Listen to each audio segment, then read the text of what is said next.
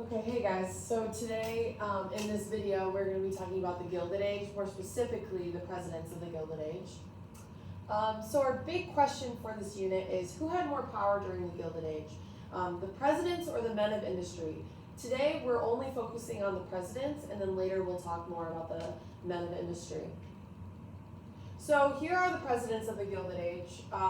We have Rutherford B Hayes, who we've talked about before, James Garfield, Chester Arthur, Grover Cleveland, Benjamin Harrison, then Grover Cleveland again, and William Mckinley. And we'll talk about each one of these individually.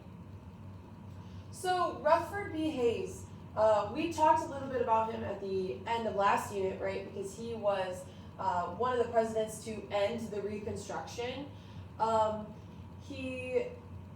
During his presidency, there's a 20% decrease in the wage of people that are employed, okay? So they're making 20% less. He also creates the Easter egg roll that is presented every year at the White House. But the biggest thing for him was that he was known as a dark horse president, and being a dark horse means like you don't really know about a candidate while they're running and then they end up winning. And that was the case for him. A lot of people don't really know who he is, and they don't really think that he'll win because of it, but he does end up winning. The second most kind of important thing was that he ended the Reconstruction by pulling troops out of the South. Okay? So the Reconstruction ends with him because Ulysses S. Grant, who we remember, put those troops in the South to protect free enslaved people, right? Ex-enslaved people. He pulls them out, okay, which ends the Reconstruction. So James A. Garfield,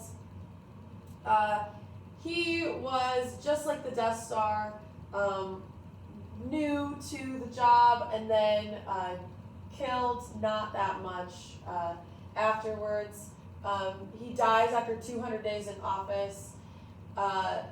So much like the Death Star, wasn't in power for very long, if you watch Star Wars. He was really, really smart and super intelligent in the sense that he could write Latin in one hand and then Greek in the other. Just a super, super smart guy. And he did not have any nicknames. So Chester A. Arthur, he was big into the spoils system, meaning that he would give government money only to his party and not spread it across community. He also, during his presidency, people struggled with low wages and high rent, which if you know that if you are being paid less, but also your rent where you're living is going up, that's not going to be sustainable for you, okay? So people are dealing with that during his presidency. He was very, very fancy. He was a fancy dude. I have fancy Squidward down there. He was known as the gentleman's boss and elegant Arthur. He also makes some improvements to the White House in the sense that he puts in the first elevator in the White House.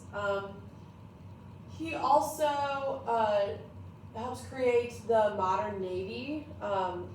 So that is Chester A. Arthur, a very, very fancy dude.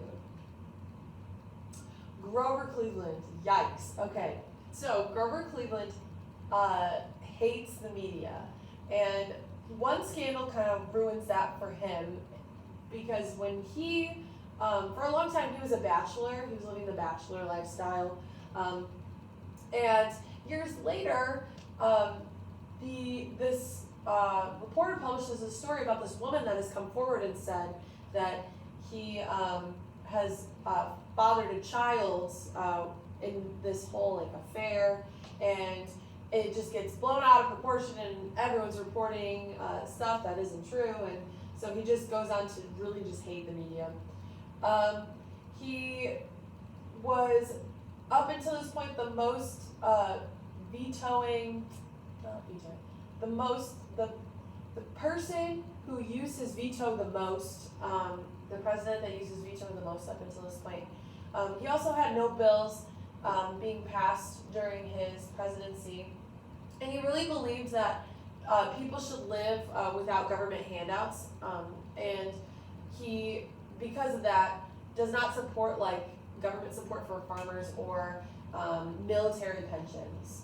So that is Grover Cleveland. He was known as the veto mayor and the veto president solely because he used his veto so many times. Remember this? Benjamin Harrison. So Benjamin Harrison comes from a big business background. He spends most of his time hunting than he does in office. He sadly goes into a deficit after spending a lot of money on pensions. He also helps pass, or what passes during his presidency is the Mckinley tariff, which raised prices for consumers' goods overseas. And none of his policies really worked that he enacted. He's also known as Kid Gloves Harrison and Little Ben, which I think is like kind of a sad nickname, Little Ben. Reminds me of that show Little Bill. Have you ever seen that? On PBS Kids. Okay. So Grover Cleveland, again, back in office this time, he is kind of a puppet for the industrialists, okay, the people that we'll learn about in the next couple videos. He is very like, I don't know how to describe this, like nobody really cares about him, sorry to say. So much so that when he leaves to go get jaw surgery because he has jaw cancer, for like 3 weeks, nobody misses him. So I have the cuffs on here from Pittsburgh. It's like when I'm gone, you're gonna miss me when I'm gone. Nobody misses him when he's gone. So that is Grover Cleveland in the presidency again. All right, here we get William McKinley. So William McKinley was backed by big money. That's kind of how he gets in office. He has to deal with a couple things during his presidency: the Spanish-American War coming about via the humanitarian crisis in Cuba. The USS Maine, which was a battleship, sinks during his presidency. And he is unfortunately only in office for 6 months before he dies. And so in the next one, we will learn about more of the industrialists and the men of industry. But to introduce this analogy, I like to think of the Gilded Age as a circus, and we're trying to figure out who the ringleaders are. Are they the presidents, or are they the men of industry? So in the next couple of videos, we'll talk about more of the men of industry and talk about how powerful they are. But if we look at the presidents of the Gilded Age, you may think, when you think of a circus, the ringleader, if you were to think of America like a circus, you would think, oh, okay, the ringleader is the president. Well, that is not true for the Gilded Age. These are actually known as the weak presidents, and we'll see the men of industry kind of rise into power and talk about their stories in the next one. Okay.